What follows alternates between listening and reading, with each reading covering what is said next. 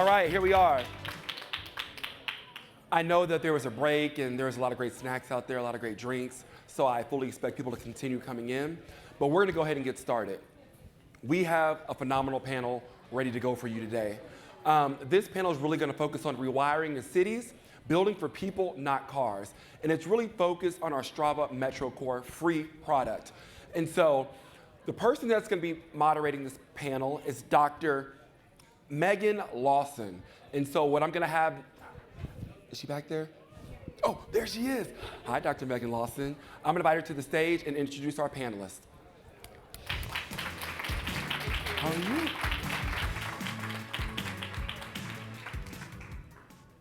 Okay, thank you so much. I'd like to bring to the stage Ramel Pasquale, and thank you very much, and Stuart Walton.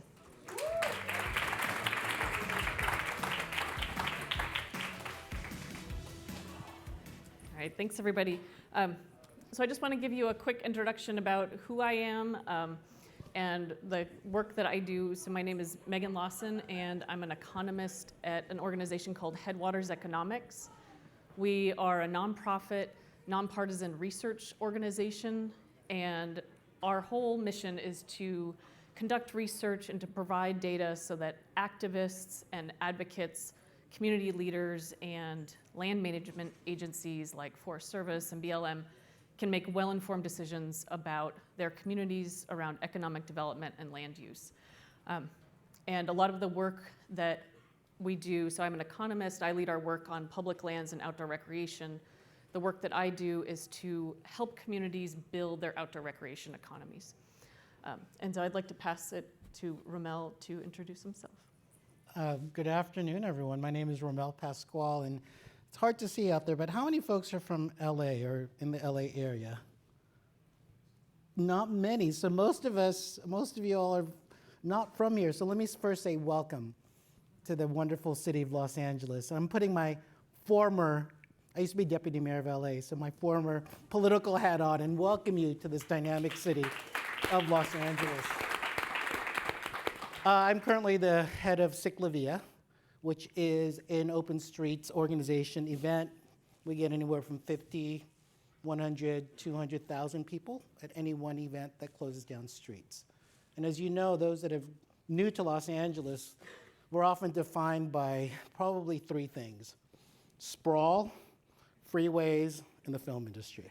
Maybe four, and food. And so hoping that you all can experience all of that, but you can also probably have already experienced streets.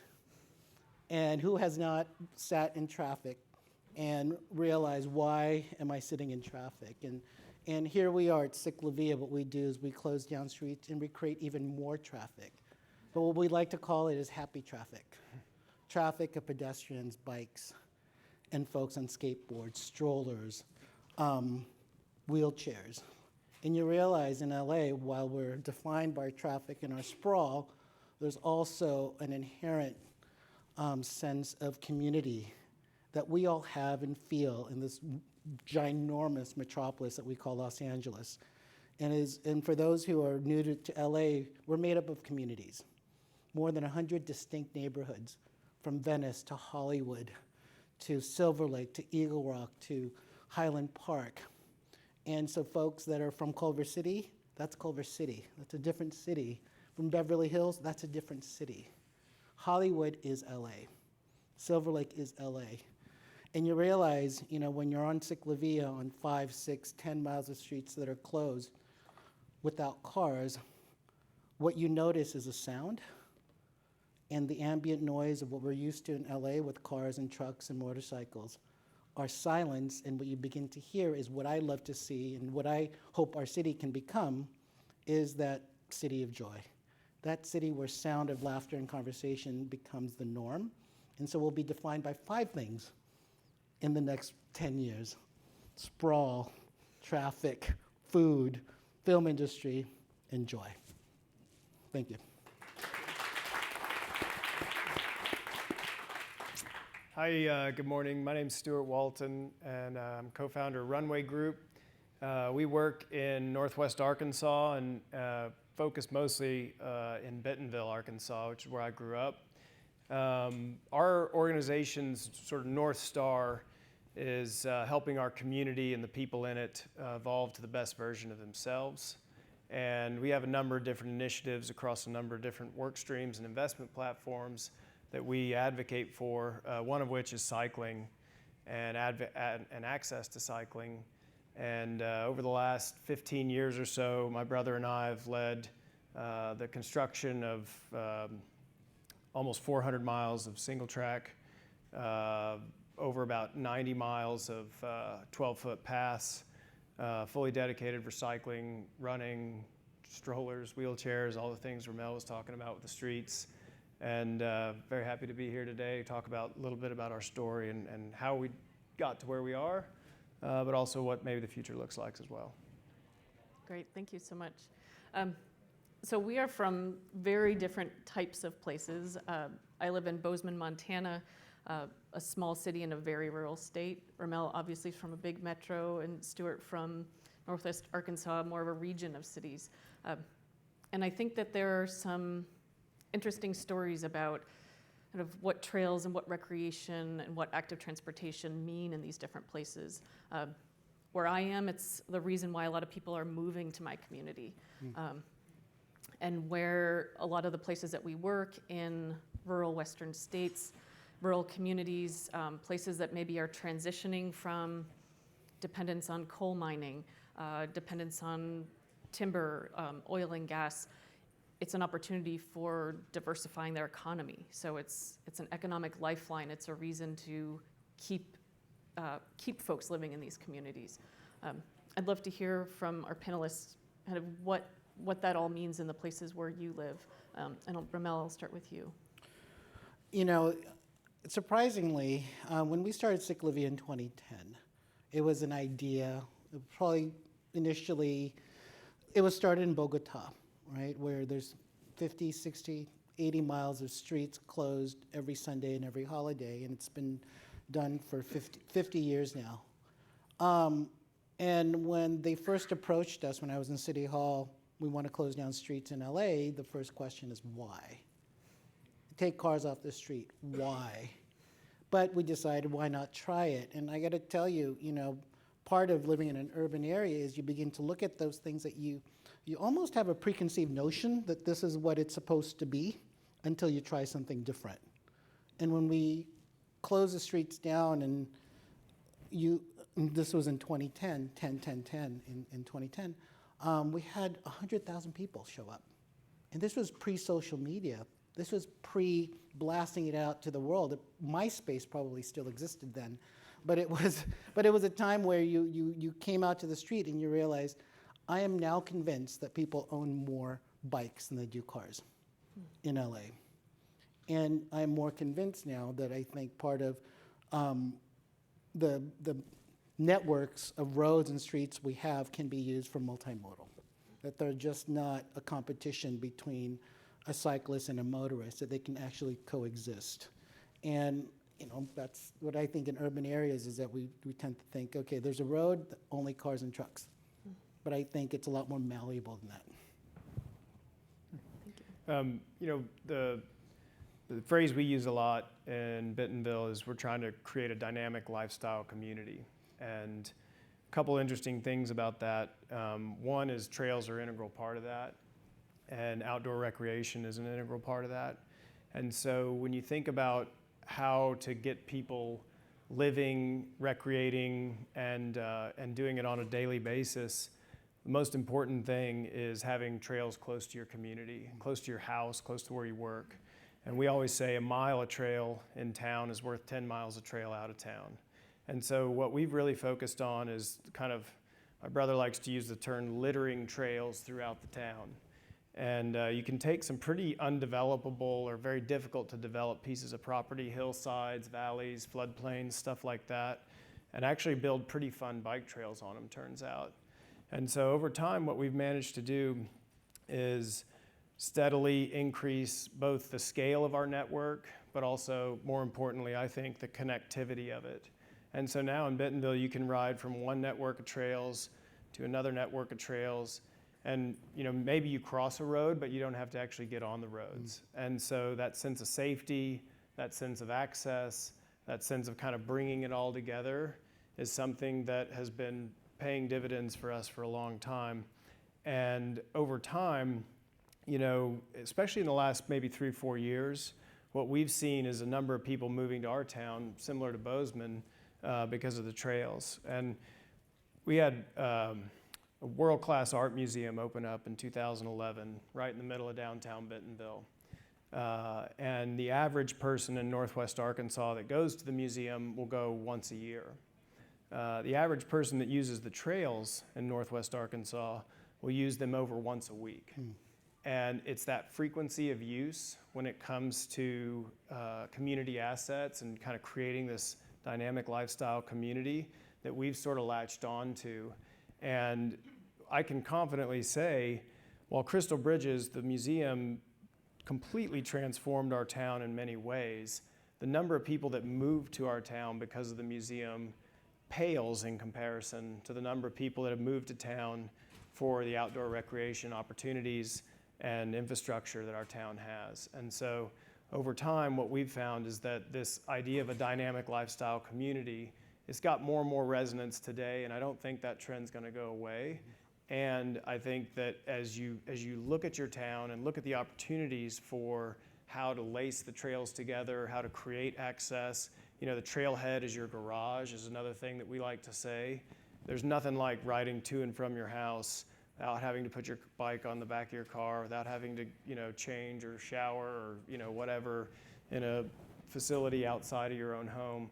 And so by lowering the barriers of entry, by reducing the kind of barriers to access and increasing the access points, the culture around cycling in Bentonville, which 15 years ago was almost non-existent, has blossomed and has really kind of taken on a life of its own, far beyond what we ever would have thought possible. And it's really because this infrastructure is there, the kind of if you build it, they will come idea has proven out in this case. And we're in a position today that we never could have envisioned, we never could have even planned for.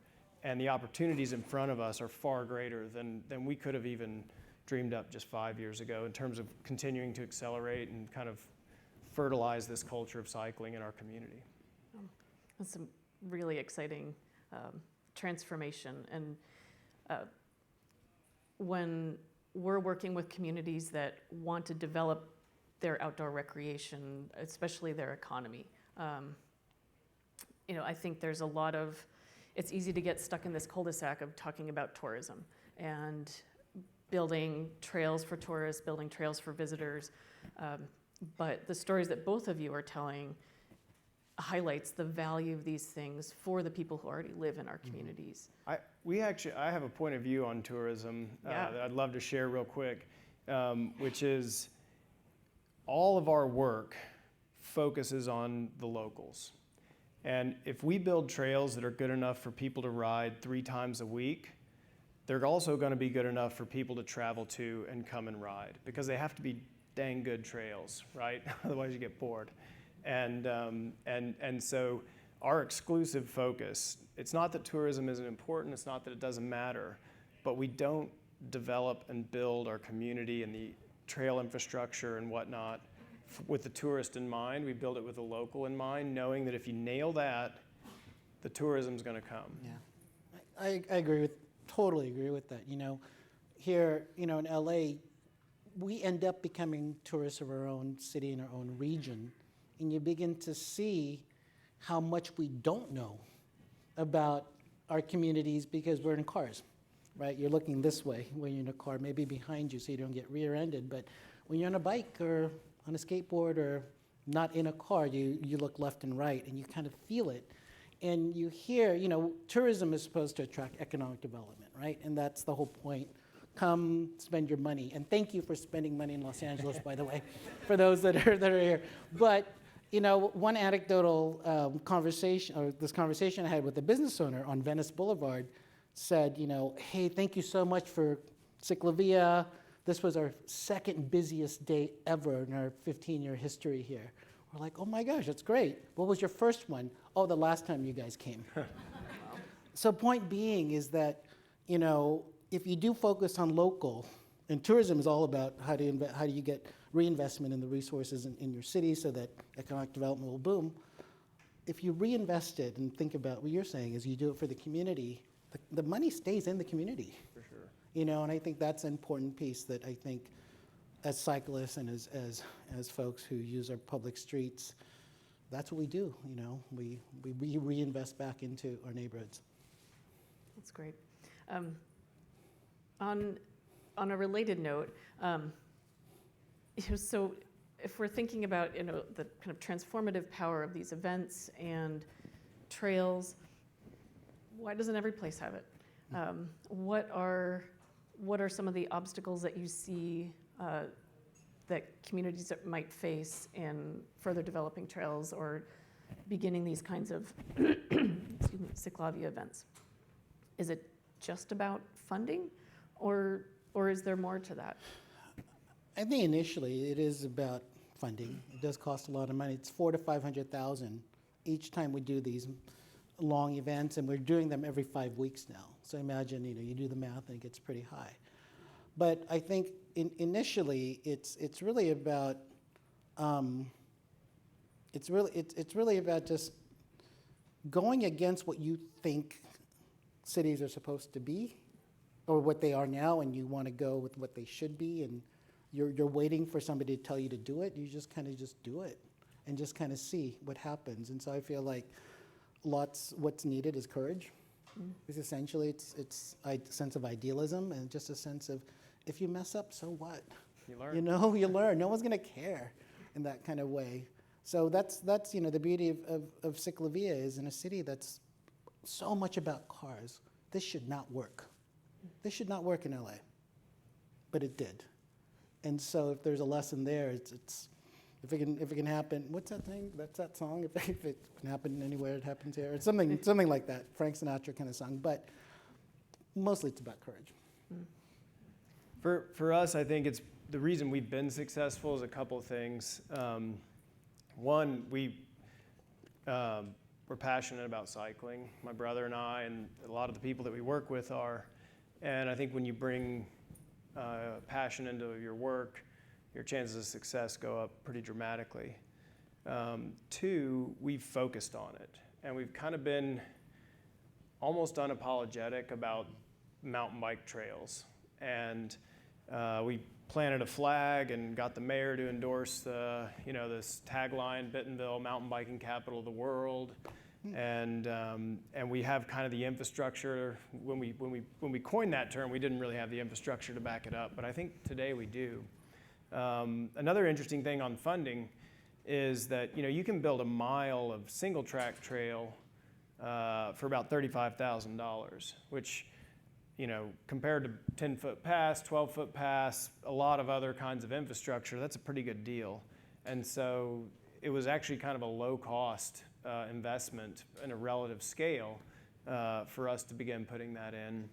And the thing that I think we didn't anticipate is the opportunities that flowed out of the kind of blossoming cultural aspects of the cycling, advocacy in Bentonville.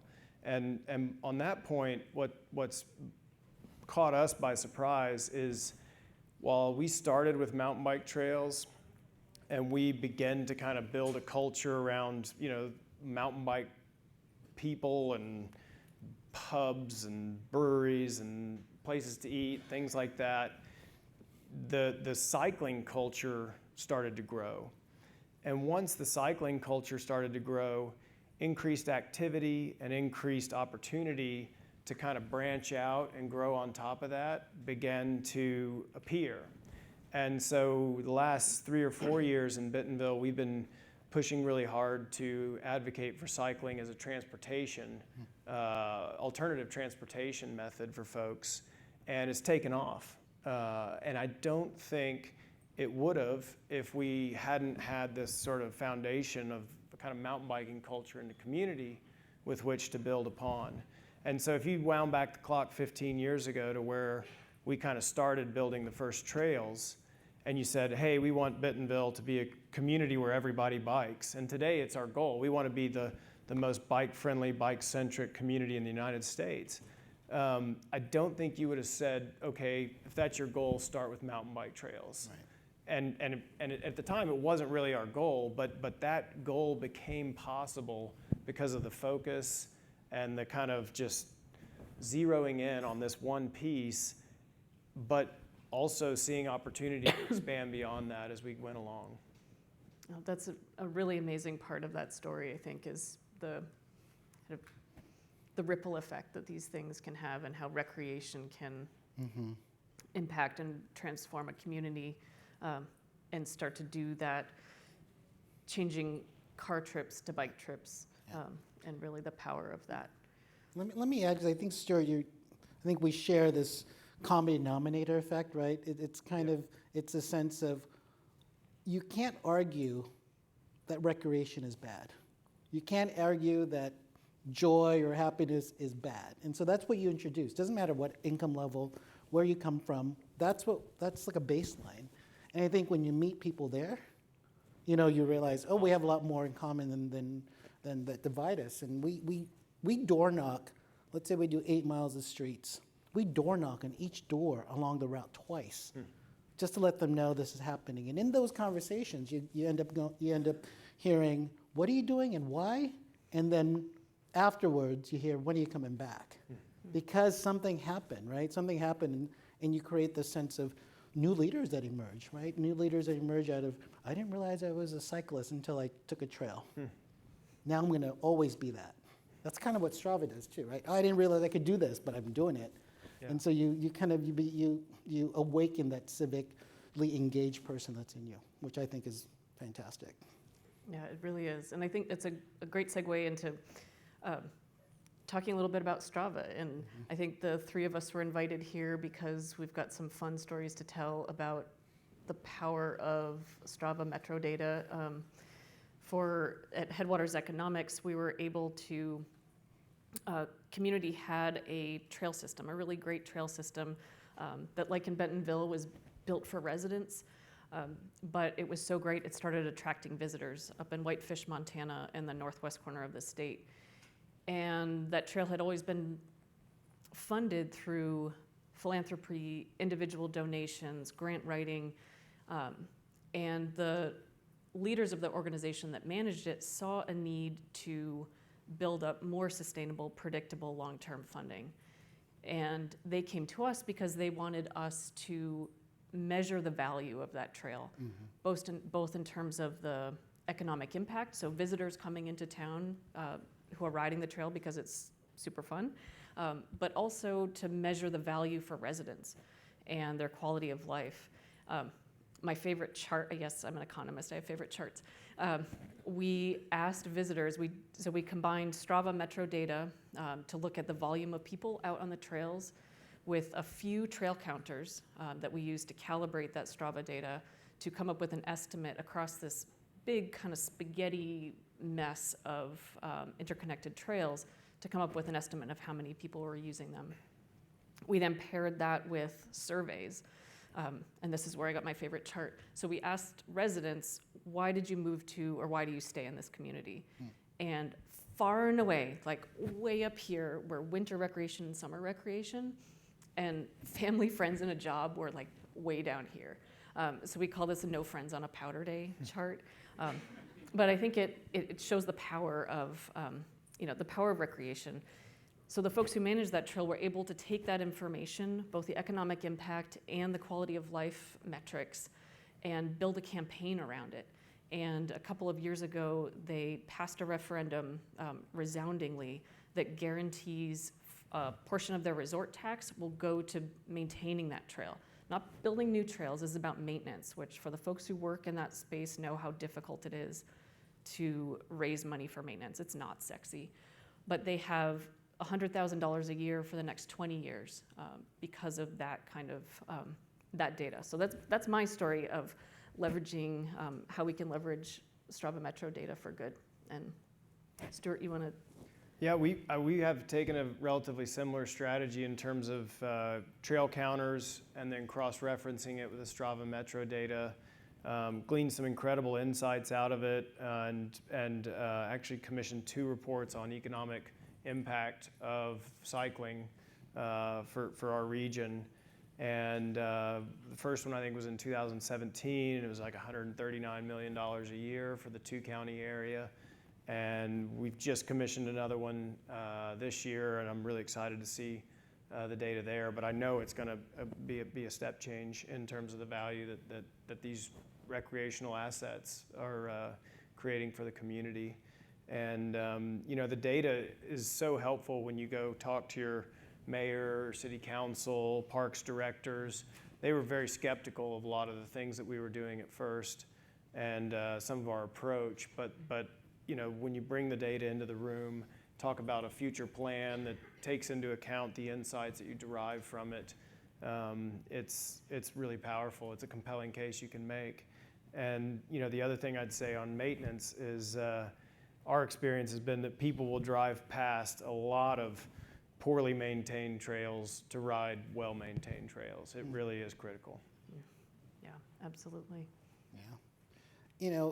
As a former policy person, I totally agree, right? When folks present you with this is the data, this is what it says. And I got to tell you, a lot of the Strava Metro data and the concepts around it is, sometimes I feel like, for those who are from LA, how we tell directions, go down the freeway, this, that, right? I feel like this is what this is, right? It's this kind of app, Thomas Maps guide kind of thing, and you hack it, because if you're on a cycle, if you're on a bike, or certainly prior when you're in a car, you find the best way to get to point A to point B.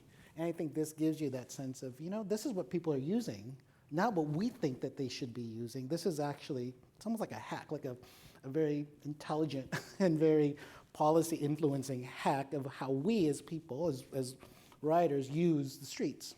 And so when presented with that kind of information that doesn't necessarily match up with what folks in the planning department or transportation department thinks that its transportation study said, I think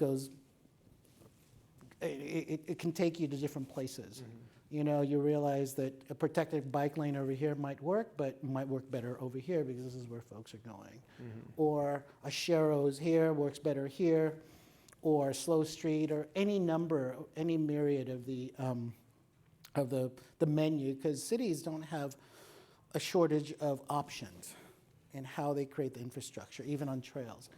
What they have is a shortage of, if we do it here, who's going to yell at me, and will I survive? And I think you have to front load that with what you're doing, which is a lot of support from the community, and then there's a sense of confidence that that choice is really will be viable. Because sometimes people feel like you made the choice without me. One other thing that, in addition to data, that's been very helpful for us is setting goals. And for example, at Walmart, they have a goal that 10% of their associate base, which is almost 2,000 people, will commute daily by something other than a car. And they're building a new campus in Bentonville. And so this goal is set for when the campus opens in early 2025. And so having a goal like that, that's, in LA, probably a lot of people ride their bikes to work. In a city, it's a little more common. But in a rural community, I was like, no. For those who are in LA, that's what we hope. In a rural community like ours that has a very kind of agrarian history, it's unheard of to have 10% of your people riding to work, especially at a scale like that. And so Walmart set this goal, in addition to having the Strava data, the Metro data, showing where people are going, showing which roads they're avoiding, that kind of stuff. You can say, and this is the goal, and let's marry these two things together and figure out how to do it. Yeah, and I think people can get on board with that. Absolutely. I think that it's like climate change. There's two sides to the coin, right? One is mitigation, which is reduce all the causes of, and the other side of the coin is behavior change, which is a lot of things that what sounds like you created. And I think in LA, there's the need for that behavioral shift. In a ciclovia on a Sunday, you're riding in happy traffic and not being pissed off that you're in this kind of traffic, And on a Monday, you're on the same street, but you're in a car, your perception totally changes. And so a lot of this, I think part of, what we need to do is, yes, of course, infrastructure is necessary, but behavior change, I think, is equally as important. I totally agree. Yeah, absolutely. And Ramel, I think I remember, maybe it was a conversation we had earlier today.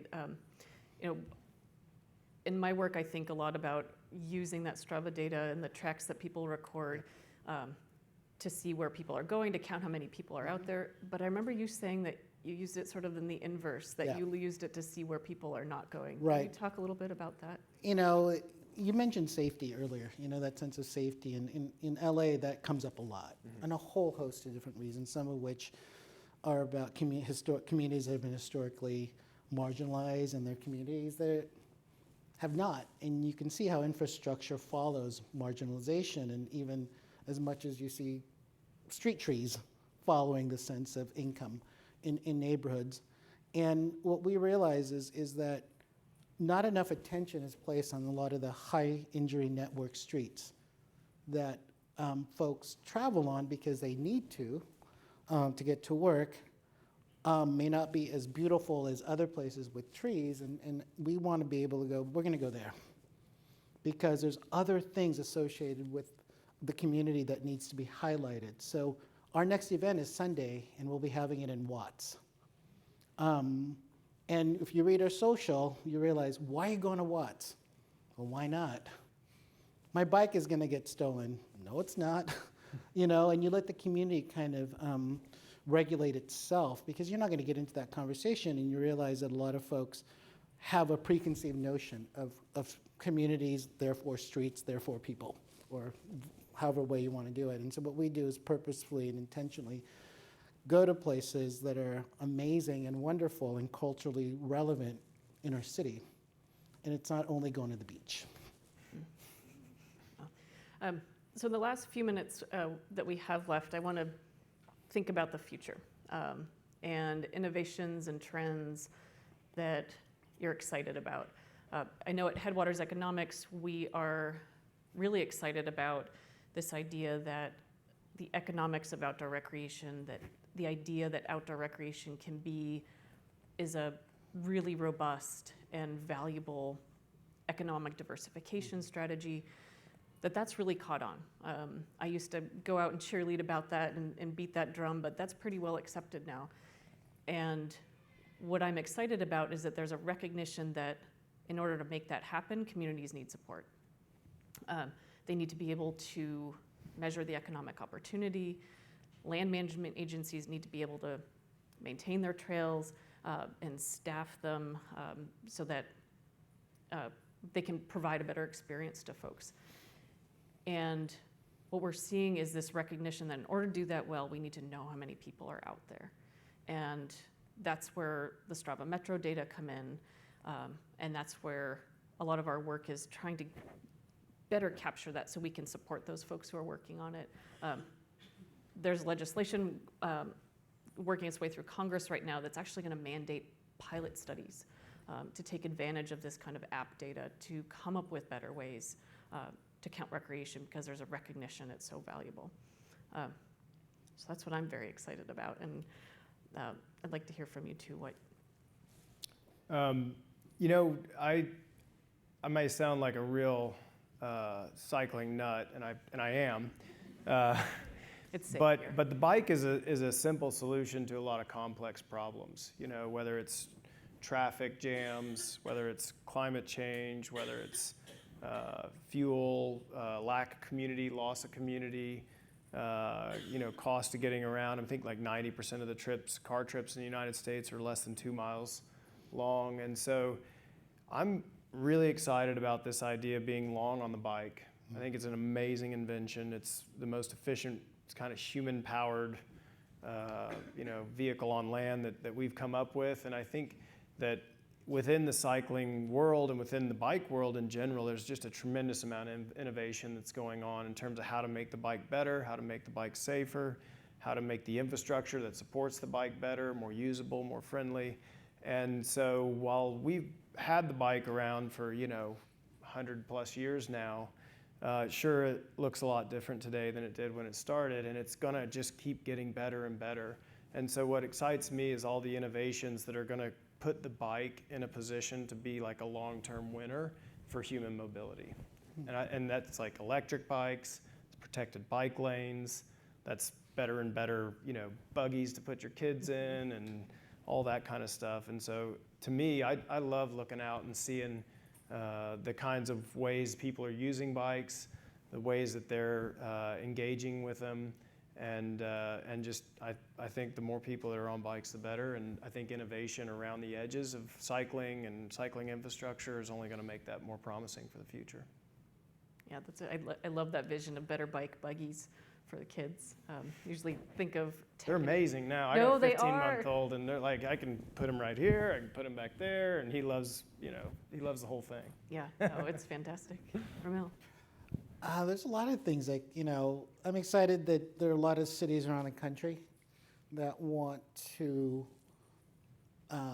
borrow, what we do, because we borrowed it from other cities around the world, in Bogota, Medellin, Paris, and you're seeing it from big cities to smaller towns wanting to do this type of work and encourage folks to be more on the active mobility side, not just on bikes, but other things. So I'm excited about that there's some level of momentum. But for my city, and I love Los Angeles, what I'm excited about is that we're a very young city. We're a city that's 270 years old, where you see New York and Atlanta and other cities that are hundreds more years old than us. And that level of innovation, LA's not done yet. Our city, this place is not done. We're still figuring ourselves out. We're kind of in our teenage kind of years, and when you see that, and obviously the city in which we're in, you see how can it be that young and still trying to figure itself out? Because there's some great things and certainly not so great things about our city, but it's because of that level of innovation and creativity that we're still open to change our infrastructure, even though it's made up of freeways. And you're going to see it in the next 5 or 6 years with the Olympics coming into town, where there's $100 billion of investment in public transit and active transportation projects, where the Olympics are going to be a parking-less event, global event. But the difference in this Olympics, as it was in '84 or others, is that the legacy that we're trying to create to build into leading up to the Olympics, rather than waiting until it's finished, then build the legacy, I think is going to be a game changer. It's taking advantage of the years that we have to prepare and to think about what a city like this, how can it be as sustainable as it can, and how can we have community leaders and the groundswell of support for this event, though it's not the only event. I'm just saying this one event, but the notion of this legacy building is what I'm excited about. I'm beginning to see a shift in the way in which LA is identifying itself, and it's not LA 20 years ago anymore, which I love. Very cool. Well, thank you both very much.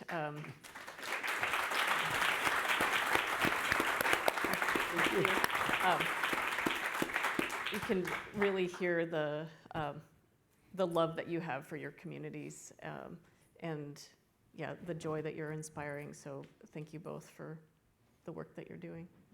Thank you. Great to be up Thank here. you. Come visit us in Bentonville. Good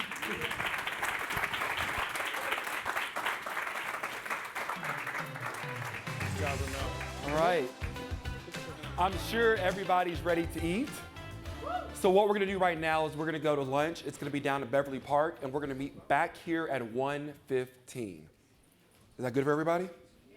All right, let's do it. Thank you.